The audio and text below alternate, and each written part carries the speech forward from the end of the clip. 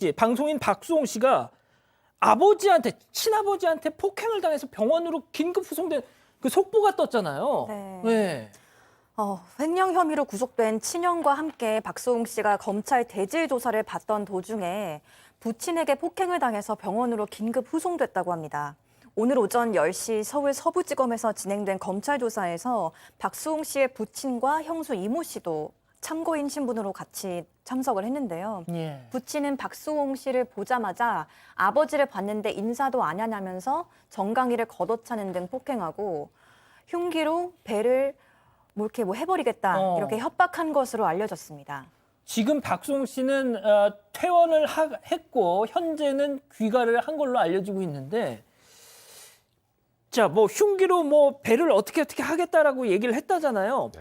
진짜 이런 상황을 박수홍 씨 측도 예상을 했는지 오늘 검찰에 나가면서 방검복, 그러니까 흉기에 찔려도 괜찮은 그 방검복을 착용하고 이것도 뭔 소리예요? 사실 이 박수홍 씨 부친이 이렇게 물리적 위협을 가한 게 이번이 처음이 아닙니다. 그래서 지금 말씀하셨던 것처럼 혹시 몰라서 방검복까지 착용하고 갔던 건데, 일단 아버지 박모 씨가 집에 찾아와서 네가 우리 손주를 죽이려고 하느냐 하면서 뭐 망치를 들고 박수홍 씨 자택을 찾은 적이 있었다고 합니다.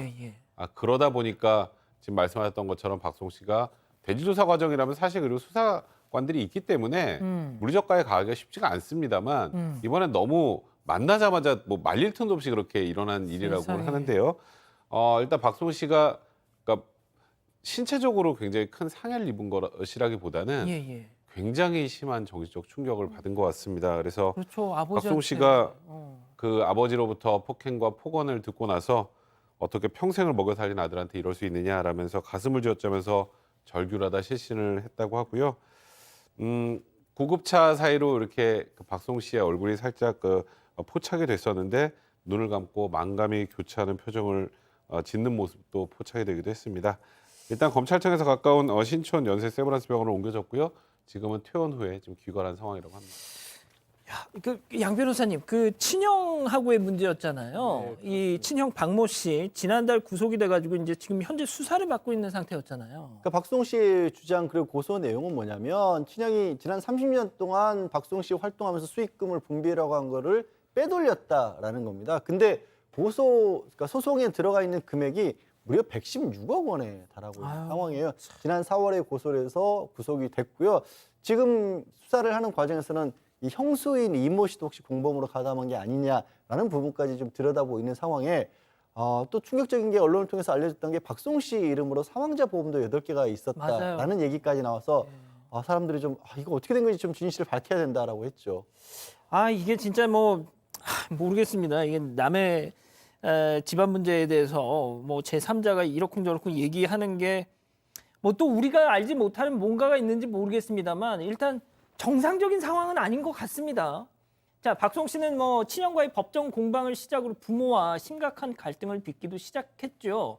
근데 이 과정에서 또 아버지가 그러니까 장남을 위하는 발언을 막 쏟아내는가 하면 또 이런 주장까지 지금 하고 나서면서 논란이 더욱 커지고 있습니다.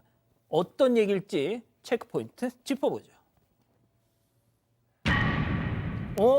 아버지가 내가 횡령했다. 아버지는 내가 횡령했다. 저런 얘기를 하고 있다고요? 그러니까 지금 친형이 이 횡령 혐의로 구속이 돼 있는 상황 아니겠습니까? 그런데 이 아버지가 그거는 박수홍의 친형이 한 게 아니고 내가 뭐 인터넷 OTP 공인인증서 다 활용해서 전부 다 횡령을 한 것이다. 내가 다 한 것이다. 이런 취지의 주장을 하고 있다고 하는데 양지열 변호사님이 설명해 주시겠습니다만 이거는 형도 처벌을 안 받고 본인도 처벌을 안 받기 위한 주장으로 일단 변호인은 평가할 수밖에 없는 것 같습니다. 자, 뭐 아버지가 우리 큰애가 그런 게 아니라 다 내가 한 거요 라고 하면 당연히 그 주장이 받아들여진다면 장남은 면피할 수 있겠죠. 근데 아버지도 면피한다는 얘기는 무슨 얘기죠? 그러니까 이거는 이제 추정일 뿐이에요. 박수홍 씨 법률 대리인은 그렇게 보고 있는 것으로 그렇게 나오고 있는데 왜 그러냐면 친족상도례라는 얘기는 우리 사건 반장에서도 가끔 합니다만 그러니까 이게 가까운 가족들 특히 부모 자식들 사이의 돈 문제에 관해서 국가가 끼어들지 않겠다라는 겁니다. 그래서 횡령이나 사기나 절도 같은 범죄는 뭐 아들이 아버지 돈을 훔쳐갔다 그래서 처벌하지도 않고 반대의 경우도 처벌하지 않거든요. 액수를 따지질 않습니다. 아. 대신 형은 형제 간에는 같이 살지 않는 한 처벌을 할 수가 있습니다. 아. 그러니까 형은 고소를 해서 처벌을 받게 할 수 있지만 아버지는 고소를 할 수도 없고 고소를 해도 안 받아들여지는 거거든요. 저는 그런 생각도 해요. 부친이 뭐 알 수 없죠. 부친이 정말로 관리를 했을 수도 있지만 또 이런 생각도 할 것 같아요. 옛날 어르신들 80대잖아요. 옛날 좀 나이가 좀 있으신 분들은 가족 간의 돈 문제로 이렇게 문제가 생긴다. 그리고 형을 우선시하는 그런 마음도 있을 수 있어서 어쨌든 좀 진짜 진실이 뭔지는 모르겠습니다만 말씀하면서도 전하면서도 저도 좀 속이 많이 상합니다. 이런 얘기 자체가. 예.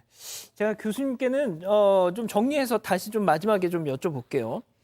자, 코미디언 박수홍 씨의 아주 절친한 후배로 알려진 그 코미디언 손헌수 씨.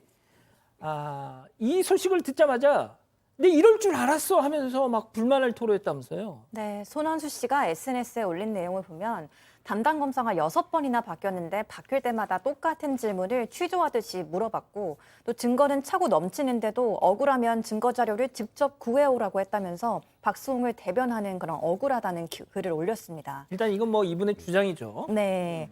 그리고 박수홍 씨가 또 하나 이제 주장을 한 건데 아버지는 분명히 폭행을 할 테니 무섭다고 신변보호를 원했는데도 무시당했다고 이렇게 주장을 했습니다. 그러면서 여러 피해자들이 왜 조사받다가 뭐 생을 마감하는지 알겠다면서 우리나라는 피해자가 되면 안 되는 건가라는 답답한 심경을 전했습니다.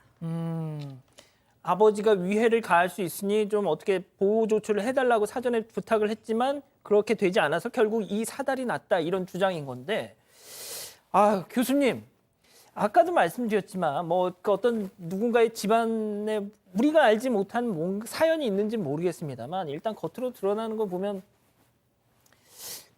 저 개인적으로는 그런 생각이 듭니다. 그러니까 장남은 어떻게든 건사해야 되겠다는 어떻게 보면 옛날 좀 어르신들의 그런 생각? 이거는 좀 이 어르신한테 있는 것 같아요. 뭐 꼭 그렇지는 않습니다. 집안마다 또 좀 달라요. 오. 그러니까 뭐 장남을 옹호하는 집안도 있고 또는 뭐 또 다른 형제를 옹호하는 집안도 있는데 이 사실 이 가족이라고 하는 존재는 어떻게 보면 굉장히 가깝잖아요. 가깝기 때문에 그 서로에 대해서 다 알고 있는 거예요. 알고 있기 때문에 어떻게 보면은 만약에 이 등을 돌리게 되면 상대에게 치명적인 어떤 손상을 갖다가 줄 수 있어요. 그건 어떤 신체적인 것뿐만 아니라 정신적인 거. 그래서 이제 그 이번에 뭐 내용, 가족 간에 있어서의 내용은 우리가 잘 모르겠습니다만은 우리가 보통 이런 얘기 하지 않습니까? 송사에 엮이지 마라. 그런데 이거는 그야말로 가족 간의 송사거든요. 근데 이제 서로 이제 이 결론적으로 이게 뭐 때문에 이런 문제가 발생했을까라고 한다면 추정컨대 돈 때문에 아니겠습니까? 예, 돈이라고 하면 결론 돈인데 예. 서로 이제 그 이빨을 드러내는 순간에 그동안의 관계는 돌이킬 수 없는 그런 관계로 갈 상황이 될 수밖에 없고 그것은 복구 불가능하다. 즉 이 정도 나이가 돼 가지고 아버지와 아들 사이에 저런 그 상황이 된다라고 한다면 아마 이거는 화해라고 하는 것이 굉장히 어려운 그런 상태가 아닌가. 정말 그럼요. 안타깝습니다. 자, 이 박수홍 씨 가족 문제에 대해서 많은 또 분들이 안타까워하고 그러는 것이 지금 아버지도 그렇고 그 형도 그렇고 형수도 그렇고 어떤 무슨 오리 새끼 뭐 여기 예능에 나와서 다 나왔던 분들이에요. 그러면서 맞습니다.